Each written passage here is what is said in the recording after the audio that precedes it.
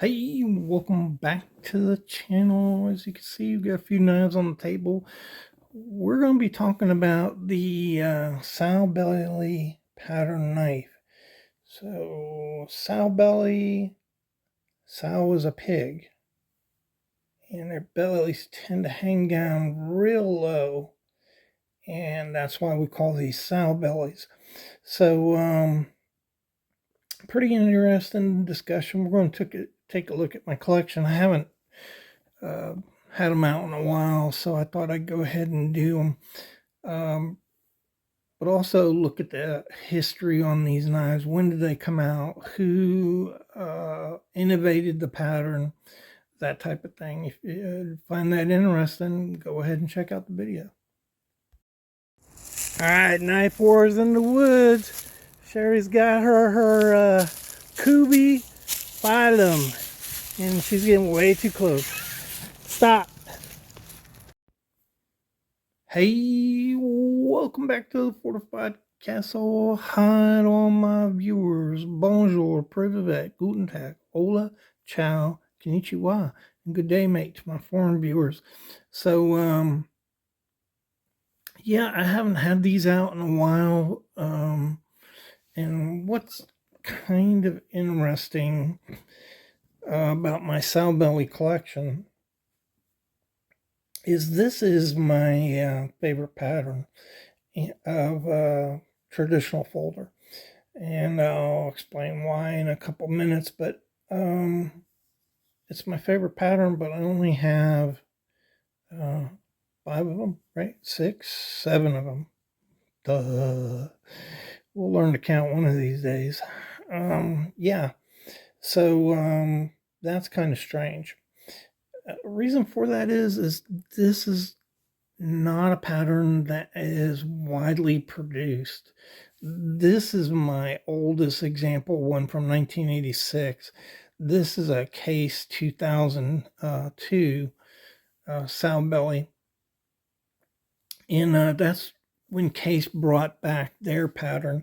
Now, Case had produced these, prior to 1940, but discontinued them and didn't bring them back until 2002.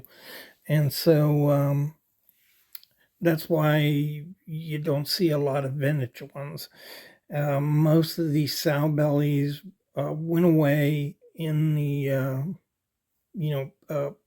prior to 1940. So we're going to talk about that a little bit more. What is this pattern? A little bit more about the history and look at some of my knives. All right, so what is a sowbelly? So it belongs to a pattern of knives called serpentine knives. Serpentine is basically an S pattern, and you can see the S pattern right here where it has that shape, like a snake, serpentine. And on sowbellys, the hump area here on the serpentine is accentuated. It hangs lower. And so let's see, the best example of that is probably the Case. If you look at that Case, it has a very extreme deep sowbelly in it before it heads back up as part of the serpentine pattern here. Almost looks curved, but it's not. It curves in here, bulges out, and then goes back down. Now, usually on a serpentine pattern, that flattens out a little. So this is your regular serpentine pattern. You see it curves in, you have a little bulge, and then it comes back out here. This serpentine pattern has varying degrees of acuteness. So this is a pretty flat serpentine pattern right here. I think Schrade had the most serpentine pattern, very deep here. Still not really a sowbelly because the point didn't come all the way back up. You you definitely could say that's a sow belly, though. This is a pretty extreme serpentine pattern right here. But also, on these patterns, it's a large pattern, and so usually these are 3 3/4 inches. You might see some nowadays smaller and 3 5/8. I don't know what this is right here. Let's look at it. Yeah, it's three. It's a little over 3 5/8. So yeah, between, this is on the smaller side. Usually they're thicker. Like this one right here. They're thicker, 3 3/4 inch pattern. So it's my favorite pattern because it's thicker, like a cattle knife, and so it just fits your hand really well. And you can see it kind of fills up my whole hand. And then you have the serpentine pattern, which is really nice. If you have your blade out, your hand just fits down in there naturally, kicks back, and you can do some really good cutting work like that. It's also good for your finger to be up here. But when you're doing more precise work, get this out. When you're doing more precise work, that's not it right there. Come on. On this other side where you have this deep belly, it just puts that down really nice to do precise work. And, a lot like a serpentine pattern, but better. And I like that. I like bigger knives. It is bigger. And that's what I like about the pattern on them. And let me see if we just match it up.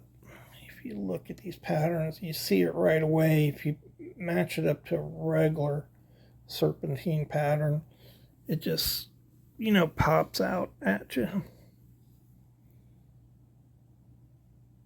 See how much deeper that dips down there? You just notice it. And so, really interesting pattern. It took me a little bit of time to locate when this pattern came out. Another interesting thing is Levin's does not mention the sow belly pattern.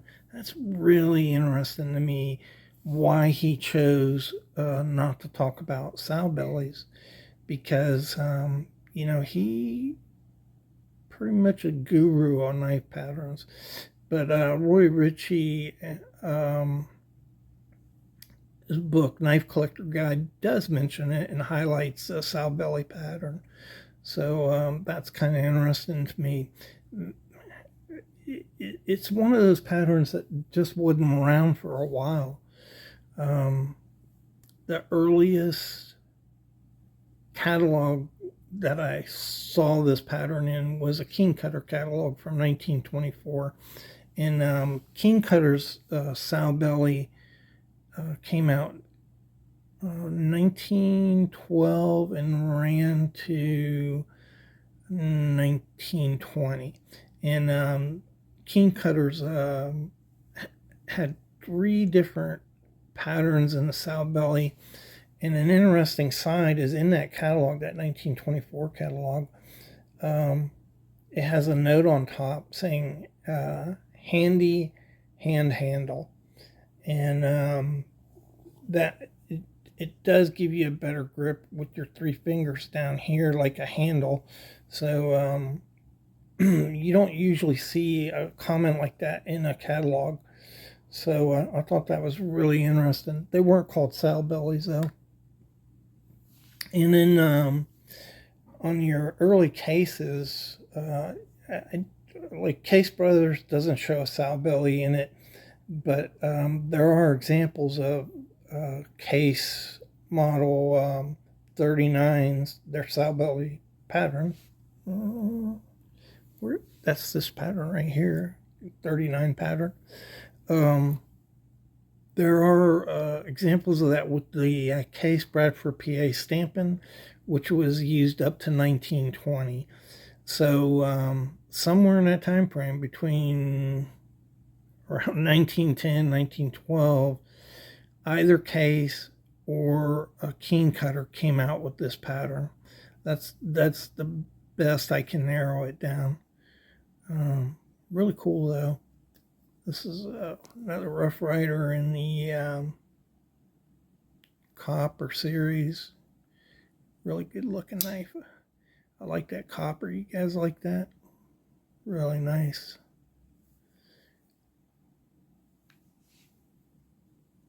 This is their tiger pattern, Rough Rider's tiger pattern. This is a Rough Rider Reserve tater skin. Really nice knife. This is right here. Very strong backspring on it. Another Rough Rider. Ropers, which has some funky looking blades on it. All the blades are kind of funky.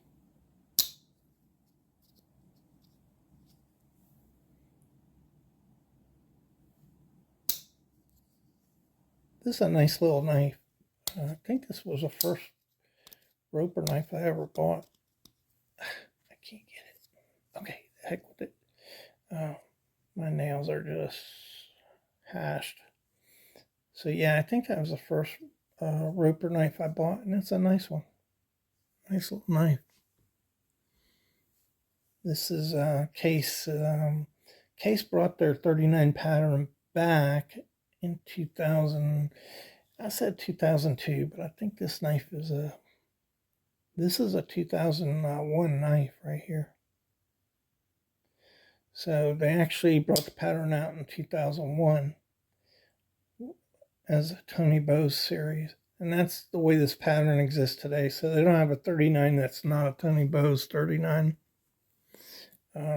This is an unusual one here from Parker. It's the American Blade Collectors Association 4-blade sowbelly. Keen Cutter had a 5-blade version, and Case also had a 5-blade version sowbelly. So 4 is not, crazy or out of tradition, because there were some 5-bladed ones. Anyhow, pattern seems to have gone away, in the 30s, really. Definitely by the 40s, Case had quit producing their sowbelly pattern, and Keen Cutter was sold in 1940, so you don't see it after that until Case brings theirs back. I don't know how old these Rough Rider patterns are. This is new. I don't know the history on this, so I don't know when Rough Rider brought their sowbelly back, but probably not till after Case did. Anyhow, I hope you found the video interesting, and I really appreciate all your support, and I'll see you in the next video.